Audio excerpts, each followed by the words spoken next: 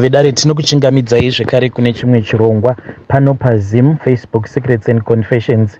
Tadzoka zvekare nemamwe mamessages. Hey, pane imwe message iyo yandakatumidzirwa ichibva kune umwe mwanasikana. She is a single mom, ane makore 28 ekuberekwa. Hanzi mukoma, ndikuda kukuudzai izvo zvatakaita inini nemafriends angu. Akomana zvakangoma hazvo veduwe. Hanzi makadi zvenyu mukomana, ndinokumbirawo kuti munge muchindipostera nyaya yangu makavigawo chitupa changu. Inini ndakauya kuSouth Africa as a desperate woman, saka ndakati ndauya kuSouth Africa ndokubva ndazotanga kushandawo pane imwe company. Saka munongozivawo kuti kana uchangobvawo mukupinda muSouth Africa apa uri padesperate situation unenge uchingotorerwa advantage. Saka murume wandainge ndava kugara naye iye ndiye futi aita like boss kubasa kwedu, because iye aita zveconstruction, isusu taizoshanda like kucleana mawindo paya pavanenge vapedza, let's say kana pachivakwa chipatara, isusu ndisu taizosara tichicleana. Saka ainditorera advantage mukoma, ende chakazondirwadza ndechekuti mukunonditorera advantage at the same time aindihurira. So ndainge ndiine mafriends angu, because isusu taingoshanda tose ndokubva tazongova mafriends, me and my 4 friends.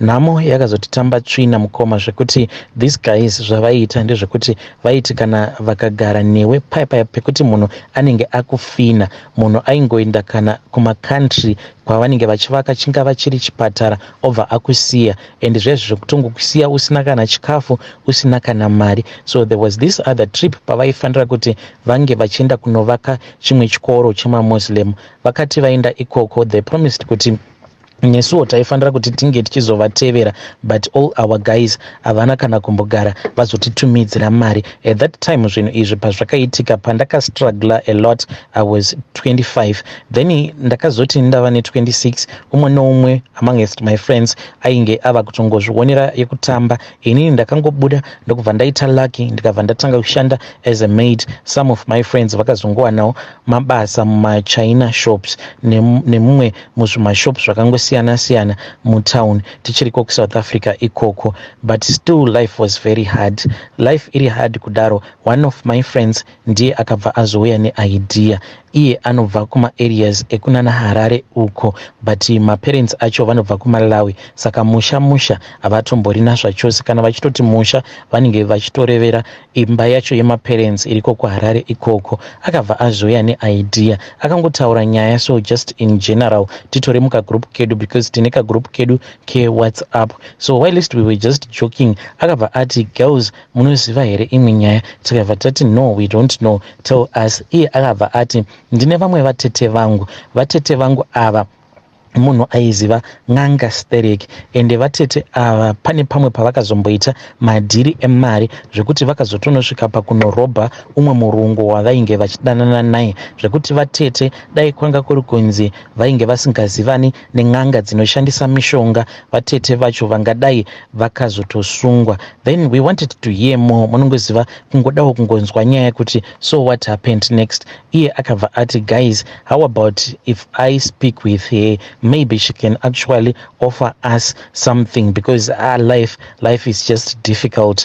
Mukoma, we then agreed, tikabva tati iwewe alright, saka chichuna mates dzacho on your side, then you will tell us. Ndizvezva zvekuti we were just testing the waters. Akabva azodzoka kwatiri akabva ati vatete ainge ataura navo, but vainge vati zvinhu izvozvo havakwanisi kuti vange vachidiscassa zvinhu izvozvo paWhatsApp. Iye kana achida anofanira kuti ange achizodzoka kuZim. We then forgot about it. Then iye akabva azoenda kuZim. Paakaenda kuZim, on her way back ndipo paakabva azotexta message ari mugroup, akangotumidzira picture. Akatumidzira picture mukomana shi yemari. Munoziva kuti ma-US dollars, they were wrapped together. So akatotora picture akagara mumubhazi imomo. She then sent that bundle of money on our WhatsApp group. Tikabva tamubvunza kuti ko what was going on, because we thought kuti maybe ainge azvibatira mbinga yake. Akabva atanga kuseka akati, kana inini handiti madhiri iwavo, ndinozvipandira ndega, mari iyi ndeyangu. And at that time ainge achiti, what I'm thinking is if I can buy a car ndobva ndadzokera zvangu kumusha, because already kuti kumusha ainge achitoti pane madeals ainge akatosiya, they were just still hanging in the air, but pane kashop kaaida kutotanga kumusha ikoko. Mukoma akazoti auya, tose takaenda tikanoungana kumba kwake. Mukoma, I had never seen such a huge sum of money in my life. Mari yainge yakawanda iyoyo. That was the first time muupenyu hwangu kubatawo 10,000 US dollars. Abva tamubvunza kuti ko mari yose iyi wakaiwana kupi? Takatoti kasi wava kudanana nemwana wapresident here. Ndokubva aseka zvake akati, guys, you have forgotten one about that task that you gave me. At that time tainge tatokanganwa already about tete vake. Iye akabva azotirangaridza kuti tainge takambodiscussa about that issue yatete vake avo vaizivana nevanhu vanokwanisa kupa vanhu mishonga inenge ichingokupa easy money, like she was telling us kuti this is called easy money, guys. Takabva tazomubvunza kuti saka iwewe vatete vako mishonga yacho yavakakupa mishonga yakaita sei? Akabva angoti ndakapiwa ruva rangu. Ndikati ruva? Saka ruva iri, what happens with this flower? Ndokubva azoti ruva iri, all that I have to do is that I have to water it, kungoridiridzira chete nemukaka, then rinenge richingondipa mari. Hanzi ruva iri pasaidi paro kana paya paunenge wari pamukaka rikanyatsokuguta mangwana makuseni, hanzi unotomuka paine chitutu chakaita chikomo chemari, then you just take that money and you do whatever that you want. Saka takamubvunza kuti saka vatete ava ruva iri vakangoita zvekungonotenga here?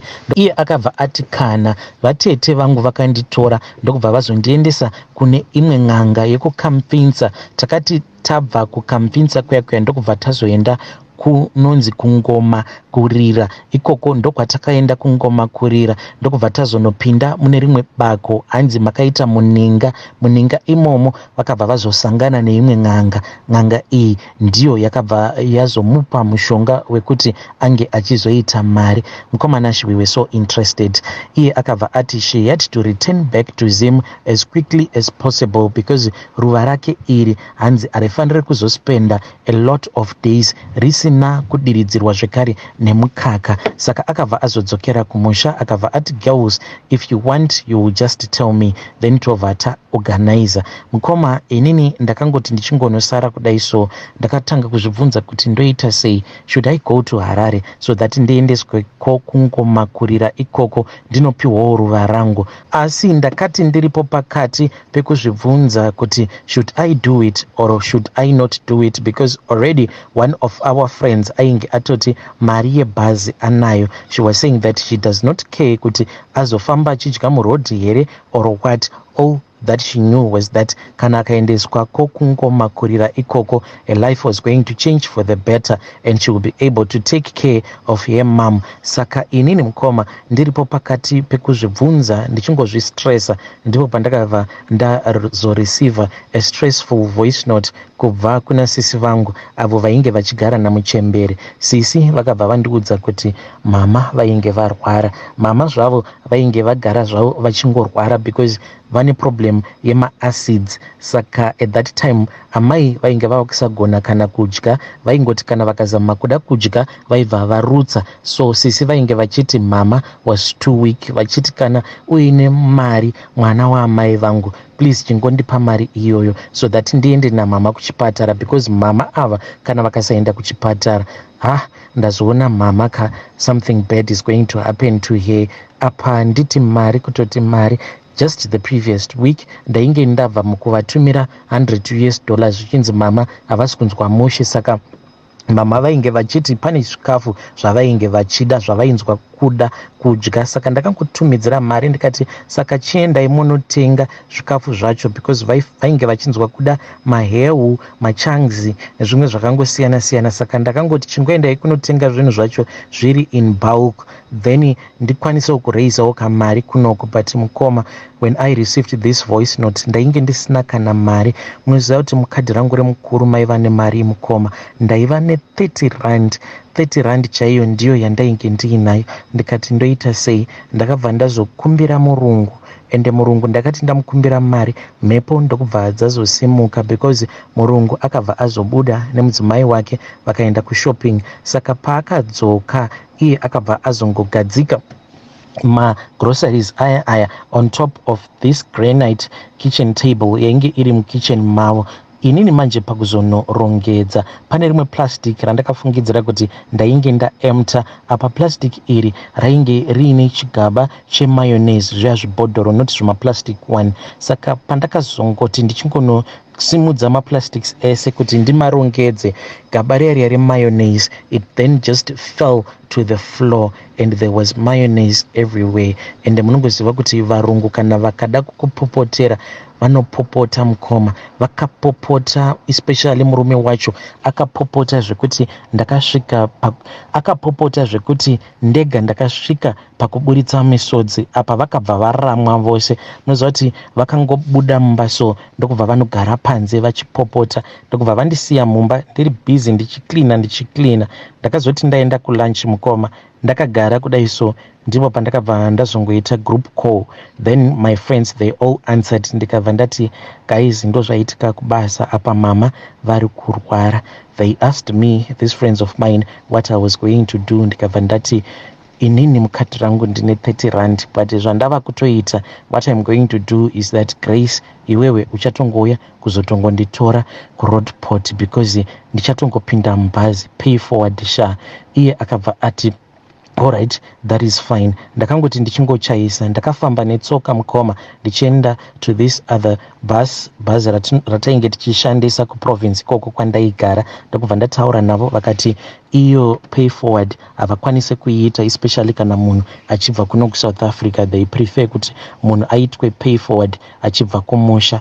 Vakangondipa zvimasily excuses. Then ndakabva ndazotaura naGrace, not her real name. Ndikati Grace, sha ndozvandaudzwa kunoko, I don't know what to do. Iye akabva azoti, have you already packed your stuff yet? Ndikati andina, I just want to leave everything. Sha ndingaswera ndichipeka when my mom right now kana kudya havachakwanise kudya, please just help me. Grace akabva azoti chipa at least driver or anyone. Ndakabva ndazoenda kumaoffices uko kwainge kuine vanhu vainge vachinyora matickets. I then gave that guy ainge achinyora maticket my phone, and then Grace spoke with that guy. Ndokubva ndazonzi it is fine, ndinokwanisa hangu kuwaniswa space. Mukomana achikwaniswa space kwandakaitwa ndekwekuti ndakatongobva from South Africa ndichiuya kuno kuZim, ndainge ndakatongogara pachibhucket. It was really painful, no money no what. Kana kubasa ndakatadza kudzokera